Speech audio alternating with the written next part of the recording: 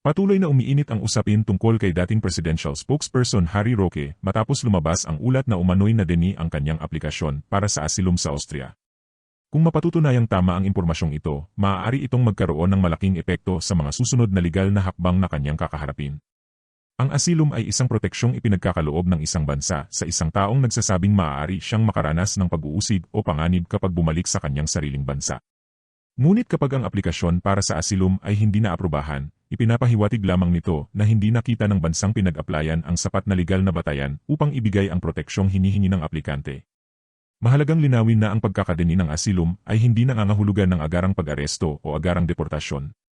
Mayroon pa ring mga legal na proseso na dapat sundin, kabilang ang posibilidad ng paghahain ng apela o iba pang remedyo na pinapayagan ng batas ng bansang kinabibilangan ng aplikante.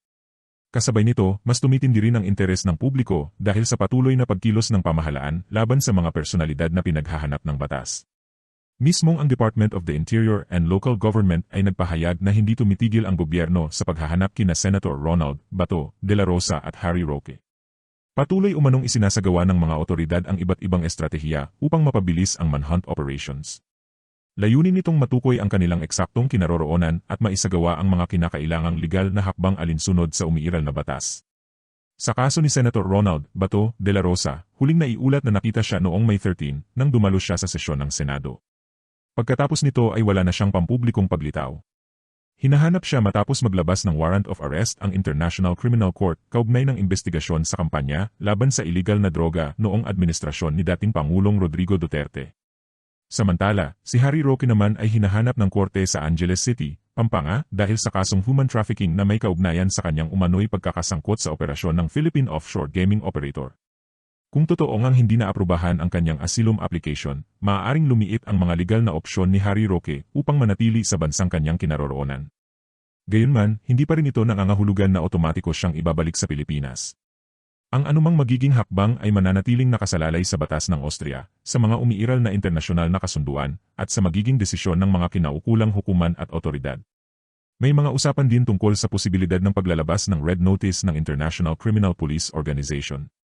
Ngunit mahalagang maunawaan ng publiko na ang Red Notice ay hindi arrest warrant. Isa lamang itong kahilingan sa mga bansang kasapi ng International Criminal Police Organization na hanapin at, kung pinahihintulutan ng kanilang pambansang batas, pansamantalang arestuhin ang isang individual habang isinasagawa ang kaukulang legal na proseso.